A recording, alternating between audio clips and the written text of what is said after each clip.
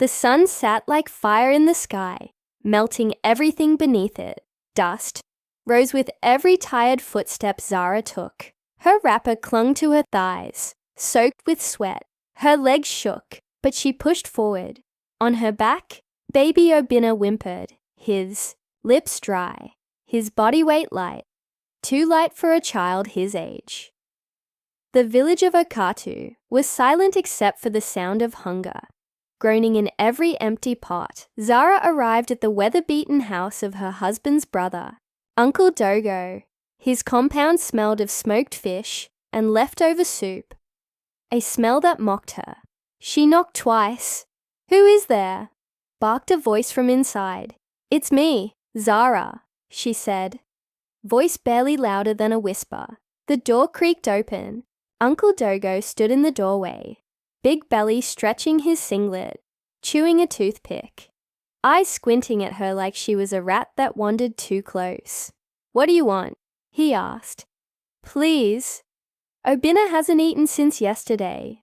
I came to beg for a handful of gari." "Just small, brother." Uncle Dogo's face darkened. He stepped out and slammed the door behind him. "You this woman," he hissed. "Always begging. Are you the only widow in this village?" Zara's hands shook. "I wouldn't come if I had a choice." Slap. The sound tore through the compound like thunder. Zara stumbled backward, clutching her face. Obinna started crying on her back. "You can't feed your child? Then give him to someone who can." Uncle Dogo shouted, his voice heavy with insult. "Every time my son is hungry, is it my fault your husband died? Go and die too." Neighbors peeked from behind zinc doors and threadbare curtains. Children stopped playing. The silence was louder than the slap. Zara stood there, one hand on her cheek, the other gripping her wrapper. Her mouth hung open, but no words came out. Only shame, the kind that sank deep and stayed. Uncle Dogo spat on the ground beside her. "Useless woman." He turned and slammed the door behind him. Zara walked away, head bowed, legs trembling. Her dignity trailed behind her like a broken calabash. That night, the pot on Zara's fire boiled with nothing inside it, just water and a lie. Obinna sat on the floor, big eyes watching the fire dance. "Mama," he said in a small voice, "is it rice today?" Zara forced a smile. "Yes, my son, but the rice needs to dream first. Close your eyes. Let it cook in peace." He laid his head on the mat, still waiting, still trusting. The fire cracked. The water hissed, but no food came. Zara sat beside him, rubbing his back as his breath slowed into sleep. She looked at the empty pot, then she looked at her son. His ribs were visible now, his breath shallow, his dreams shrinking with his body. Zara's throat tightened. She leaned close and whispered into his ear, her tears dropping onto the mat. "Forgive me, Obinna. Tomorrow I will do the unthinkable. I don't know what it will be, but I will not let you die." She touched his cheek, her fingers trembling. "I will not bury another child. I swear." Outside the wind howled. Hunger danced through the cracks in the walls. But Zara's heart beat with something louder than despair. A dangerous, desperate resolve. Before the slap, before the boiling pot of water, with nothing in it, there was love. Zara had not always been alone. She was 17 when she married Okachukwu, a man whose smile was like morning sun after a long rain. He wasn't rich, but he was kind. He had strong hands and a soft voice. He made her laugh with nonsense jokes and brought mangoes wrapped in banana leaves after work. They shared a room the size of a cupboard, but it felt like a palace. When she got pregnant, he danced. In the rain. "We'll call him Obinna," he said, "because no matter what happens, he will always be my heart." But life, like rain, sometimes forgets who danced first. Okechukwu was crushed between a bus and a trailer, on his way to deliver timber. Just like that, The sun went down and never came back. He died without saying goodbye. Zara was left with a 5-month-old pregnancy and unpaid rent.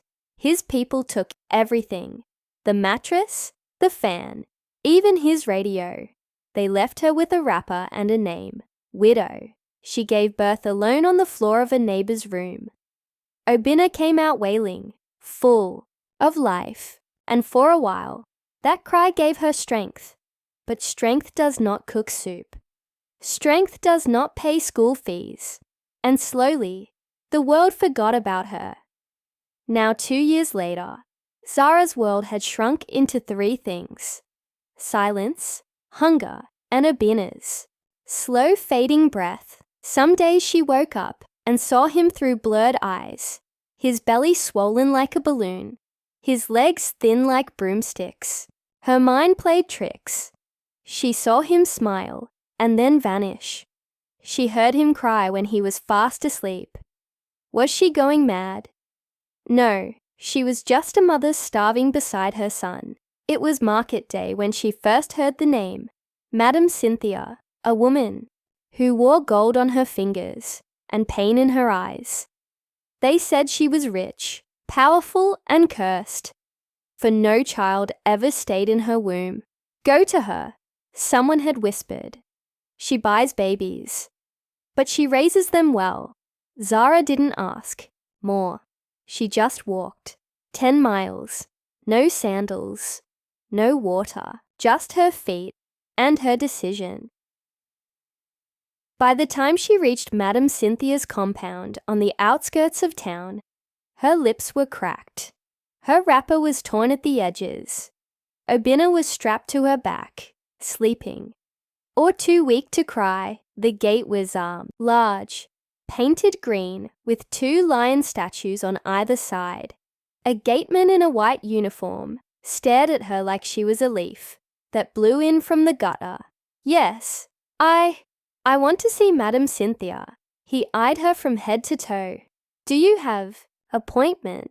Zara shook her head, tears welling. Please, I came for the child matter. His eyes narrowed. Then he opened the gate slowly. The compound was large. Trees stood straight like guards. The house shimmered in fresh paint. A driver washed. A red Lexus parked in the shade. When Zara entered the main room, her legs shook from the cold tiles under her feet. The room smelled of roses, an expensive silence. Then she came in, Madam Cynthia, in a white gown, gold earrings swinging beside her cheeks. Her beauty was harsh, like polished marble. Her lips were red, her eyes sharper than knives. She looked at Zara. Is that him? Zara nodded. Age? 2. Healthy? Zara hesitated. He cries less now. He is weak. Madam Cynthia blinked once. We have doctors.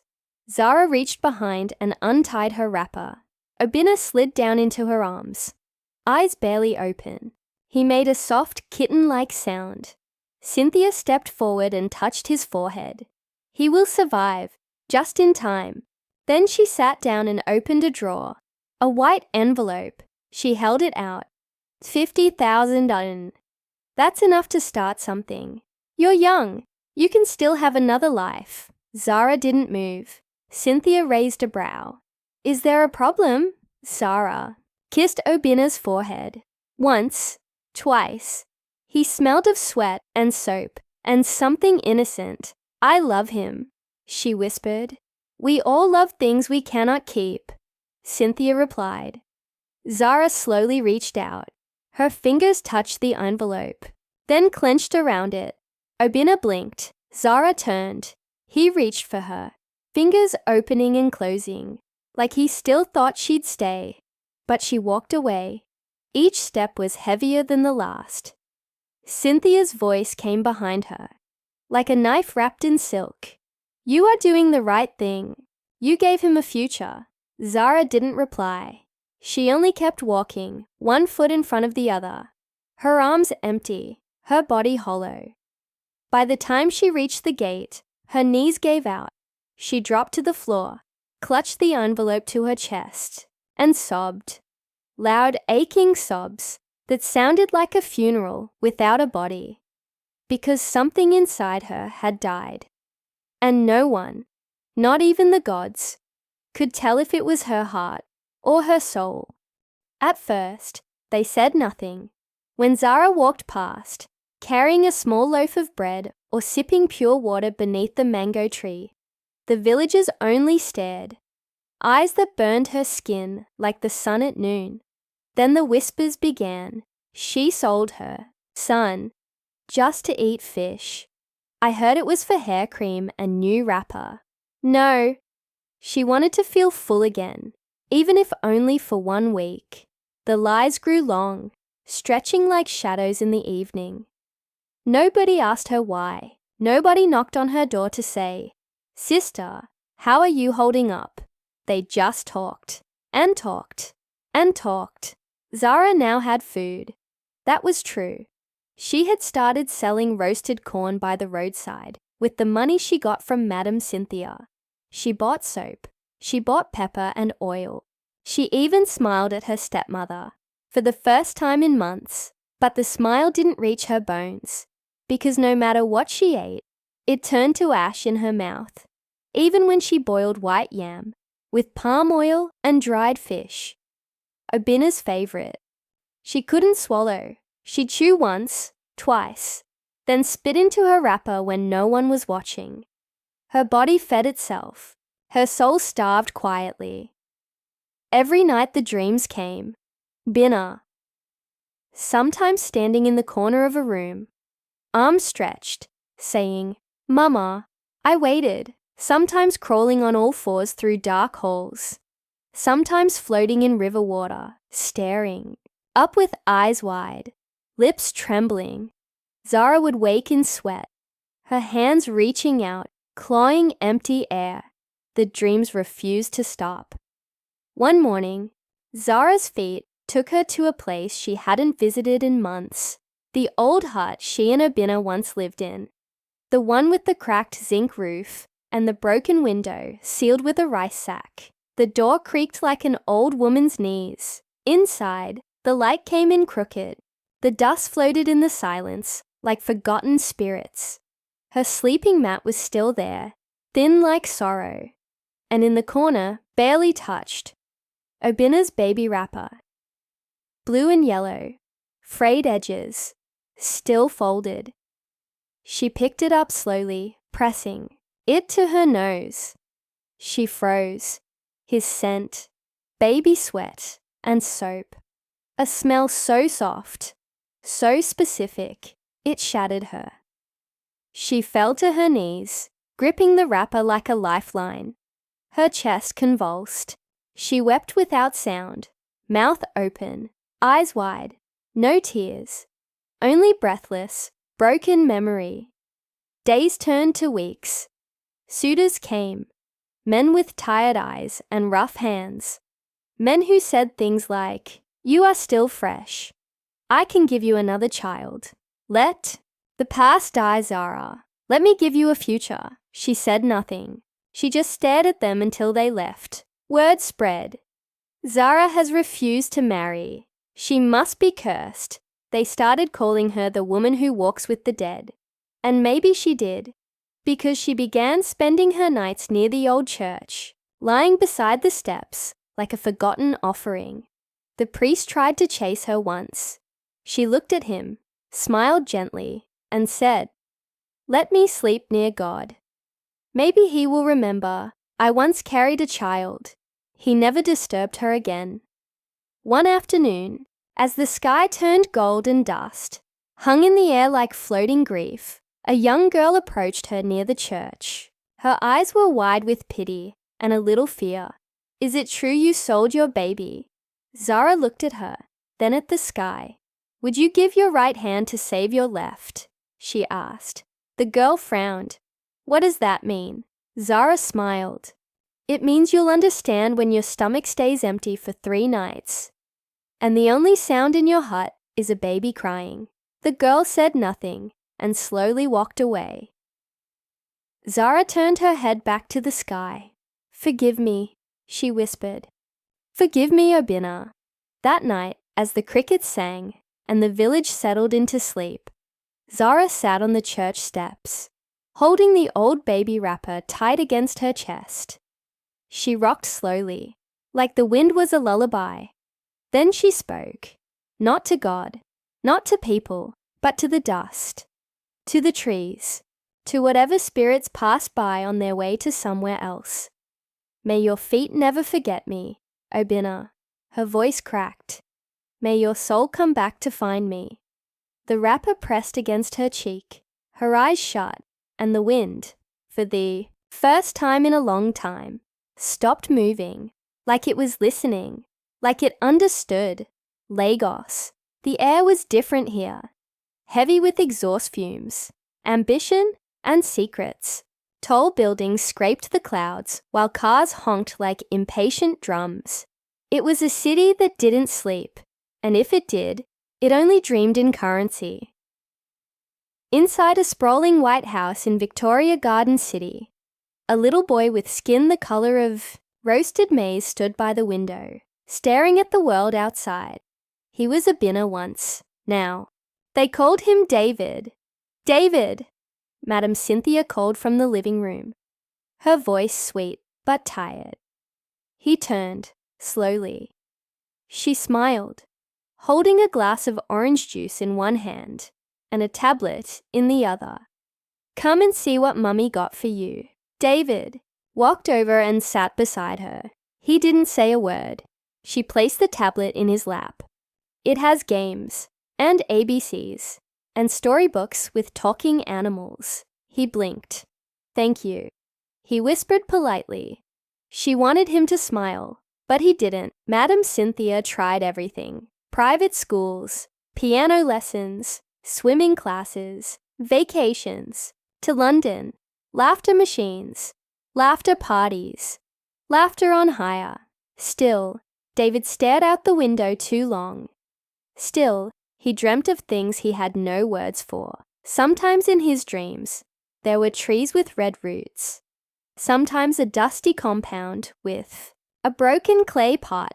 Sometimes a woman's voice, humming a song he couldn't remember, but always longed for. He was brilliant in school.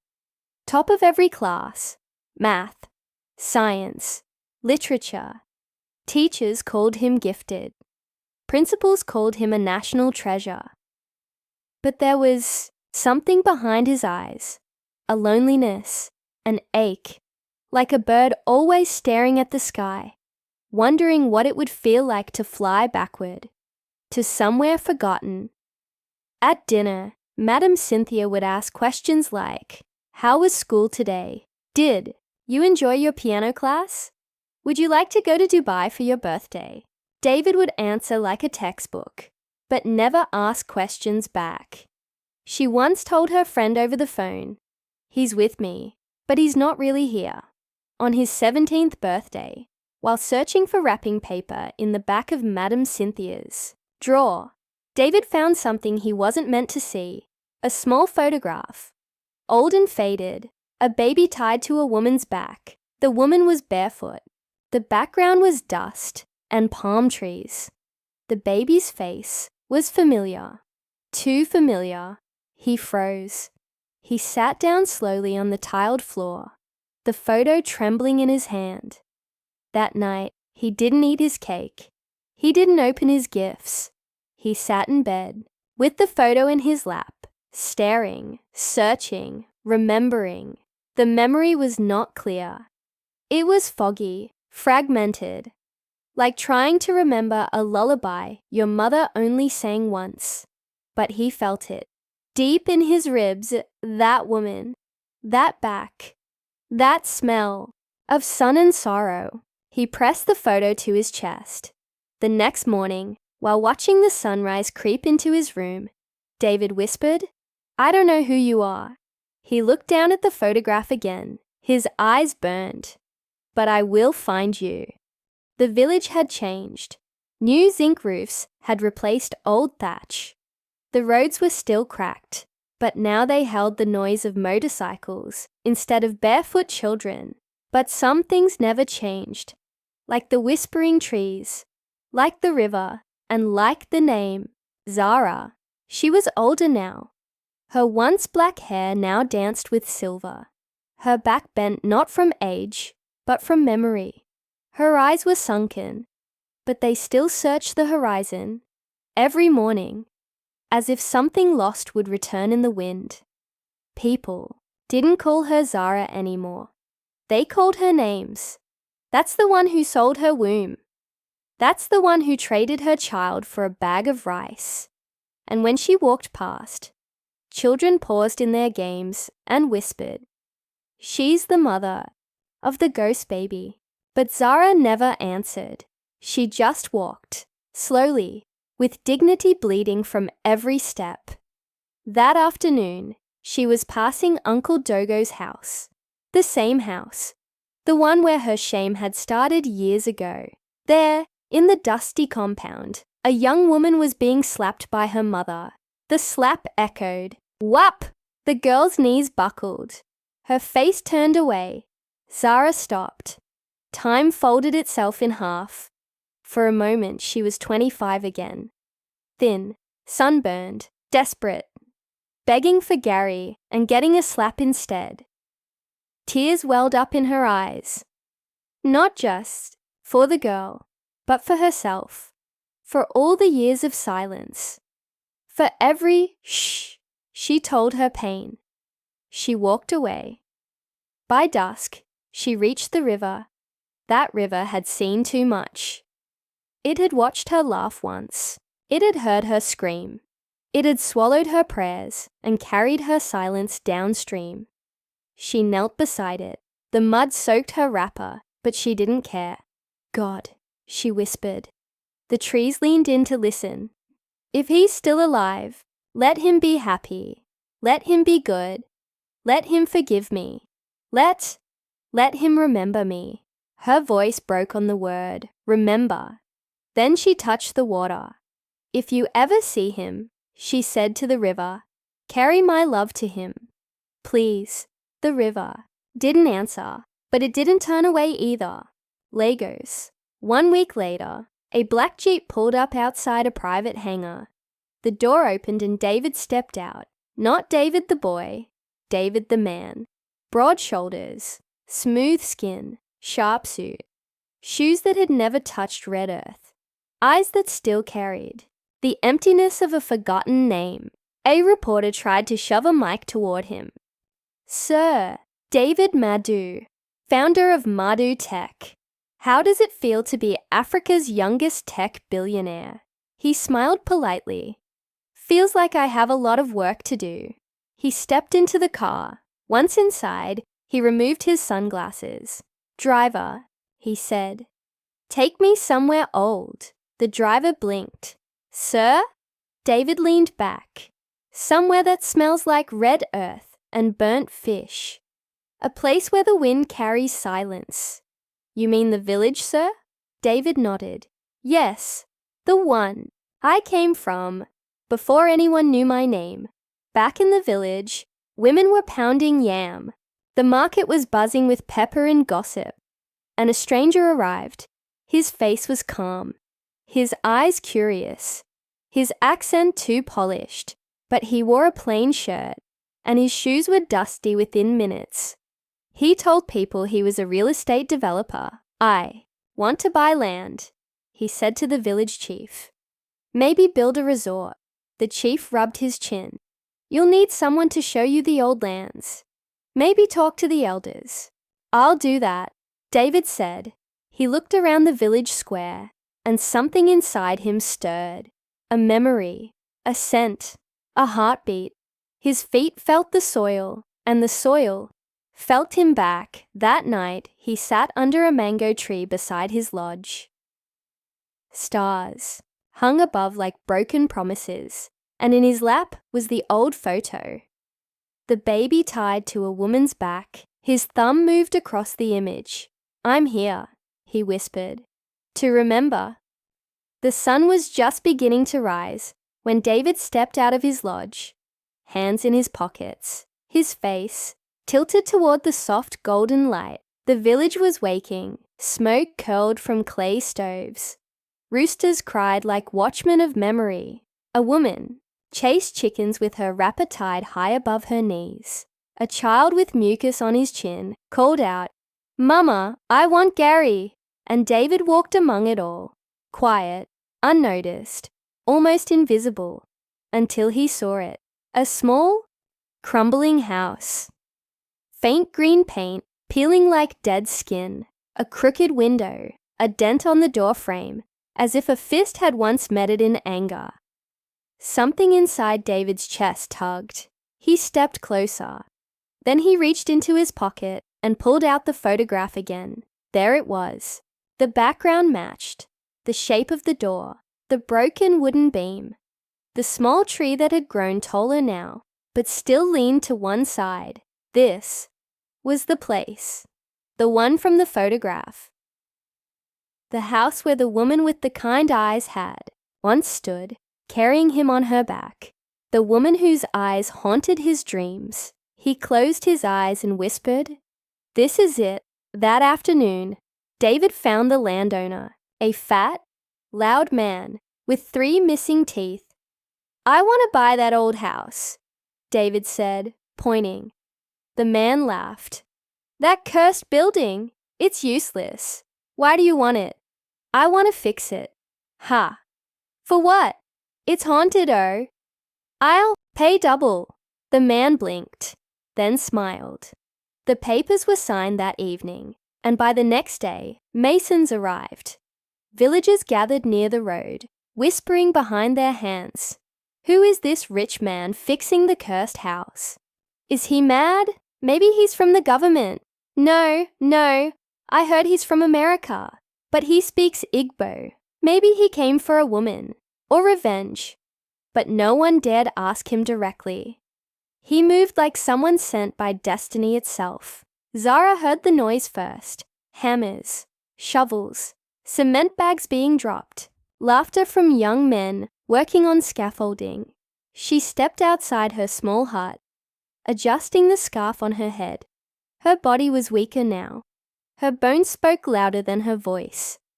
But when she saw the house, her knees buckled. She held the wall.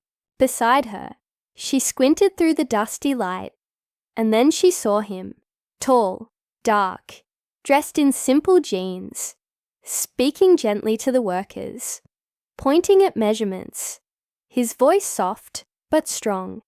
His face, her soul shivered. A tear slid from her eye before she could stop it. It was him. She didn't need proof, didn't need to hear his name. Her body already knew. Her womb remembered what her eyes could barely believe. She clutched her chest. "Obinna," she whispered. Her legs moved backwards slowly. Her heart pounded like it was trying to break through her skin. She stumbled back inside and fell to her knees, her hands trembling.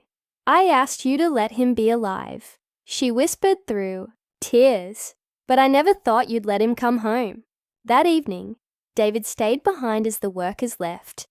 He walked around the compound. He touched the tree bark. He sat on the old bench. He pressed his hand to the same door frame the photograph had captured years ago. Then he turned, and his eyes met hers, far off. Across the path, an old woman standing still like a stone in time. Their eyes locked, and for a moment, everything else disappeared. The wind, the trees, the sound, gone. All that remained were 2 souls recognizing each other, David's. Lips parted. He took 1 step forward. She didn't move. His chest rose. Then he whispered, "I know your eyes." Zara gripped her wrapper, as if holding herself from falling apart. David tilted his head slightly. "You're the woman from the photograph." Tears welled in her eyes, but she didn't blink, didn't look away. "You're him." Her voice was a whisper, cracked with disbelief and decades of pain. David stepped closer. "What's your name?" he asked softly. almost afraid to hear the answer. "Zara," she replied. The wind picked up between them, rustling, leaves, stirring dust, like the earth itself, holding its breath. David looked down at the red earth, then back up. "Zara, that's the name I dreamt once. I was just a child." He took another step. His voice dropped. "Tell me, why do I remember your voice?" Zara's lips trembled. She lowered her gaze, shame crawling over her like fire ants. "Because once, I sang you to sleep." The bell rang 3 times. The village square stirred. Men with red dust on their feet, women tying wrappers tightly, children peeking from behind their mothers' legs. The newly renovated house stood tall behind David. The paint glowed, the roof gleamed, the windows were open, wide, like arms waiting to embrace. A small wooden sign hung above the door. "The Haven," people whispered. "Is he building a guest house? Maybe it's a hotel." "No, I heard he's turning it into a school." "Shh, he's about to speak." David stepped forward, dressed in white. His voice rang out clear, not loud, but steady. "Years ago, a woman was slapped at this very doorstep. A mother, for being hungry. The crowd grew still. Her only crime was trying to feed her child. But instead of help, she was humiliated. That shame stained these walls." Murmurs rose. Heads turned toward Zara. She stood at the edge, arms folded, holding herself. Her eyes didn't blink. David raised his hand. "But today, we rewrite that story." He looked directly at Zara now, his eyes gentle, his words full of quiet thunder. "This house once saw shame. Now it will shelter hope." A gasp, then applause, then silence again.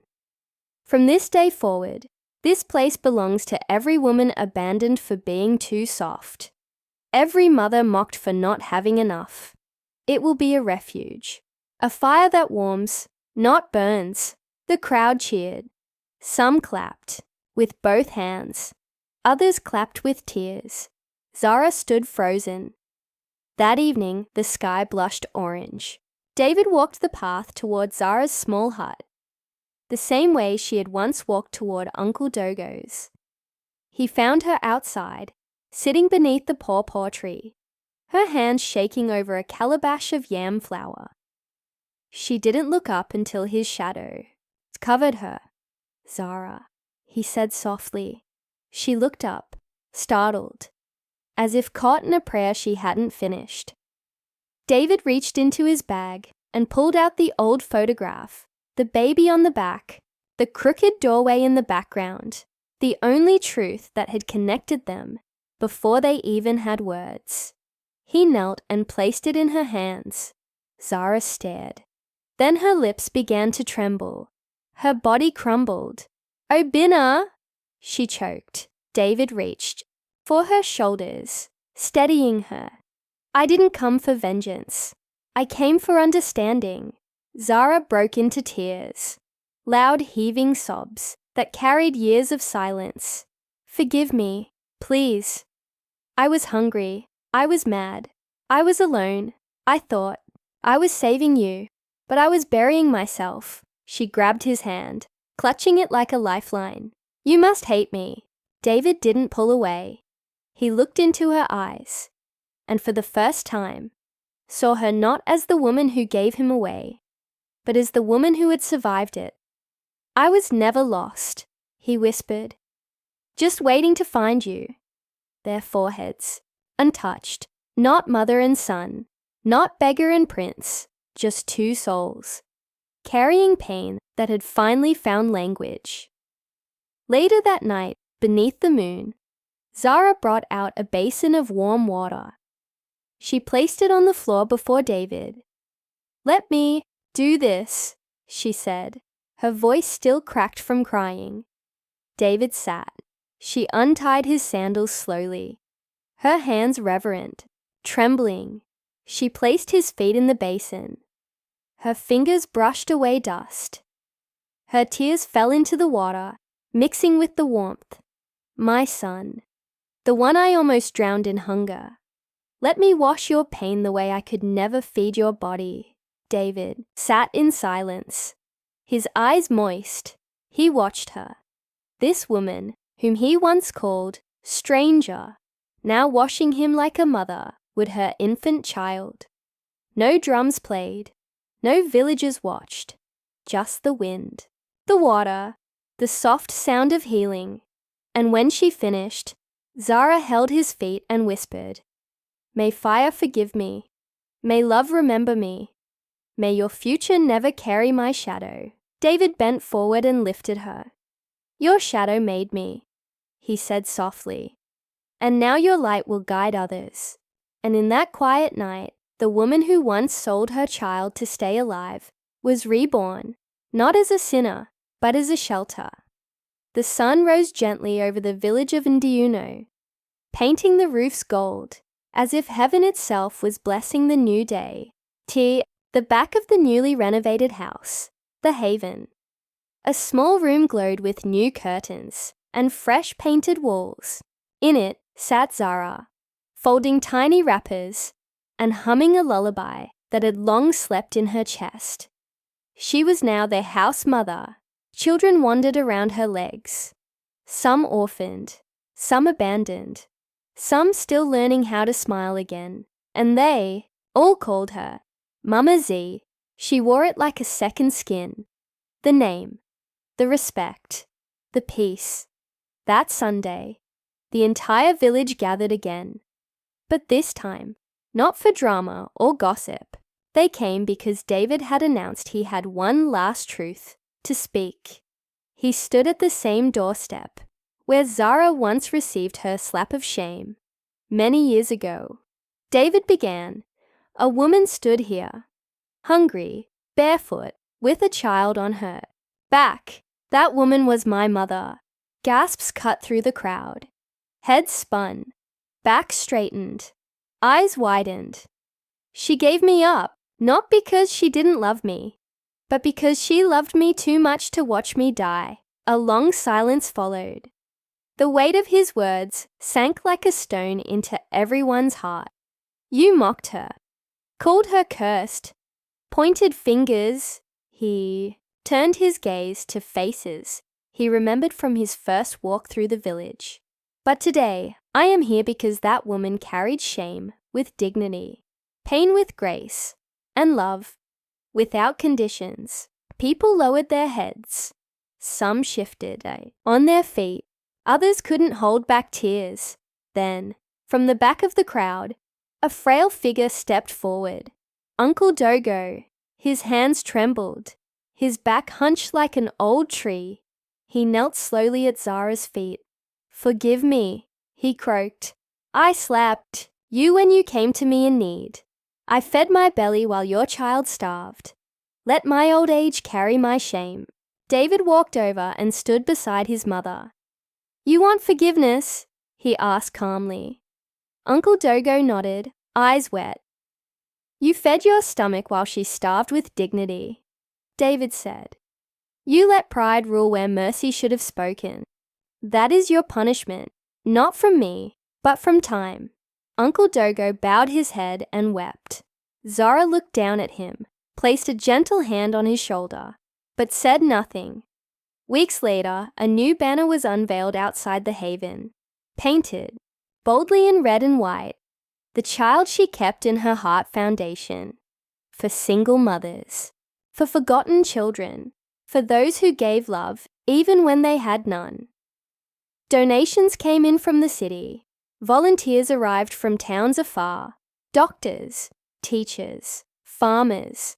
They came not just to help, but to learn. Zara sat daily on the front porch, peeling oranges, her lap often filled with the sleepy heads of children who found comfort in her hums. She had no wealth, no certificates, but she had something no one could ever buy, a heart that never gave up. One evening, as the wind played through the mango trees, David returned from town. He found Zara on the porch, humming softly while tying a wrapper on a child's waist. He walked up quietly and sat at her feet. "Mama Z," he said, smiling. Zara smiled back, wrinkles blooming like petals around her eyes. David rested his head on her lap. Her hands, older now but still gentle, stroked his hair like he was a newborn again. "You know," he whispered, "all these years, I thought you sold me." Zara's hands paused. "But you didn't." He looked up at her, eyes glassy with truth. "You never sold me, Mama. You only gave me a path to return." Zara didn't speak. She just held his head a little tighter, the way only a mother can, and the sky above them slowly turned orange. Not with fire, not with pain, but with peace. The house that once echoed with shame had become a home. If this story touched your heart, don't forget to like, share, subscribe, and turn on the notification bell for more unforgettable tales.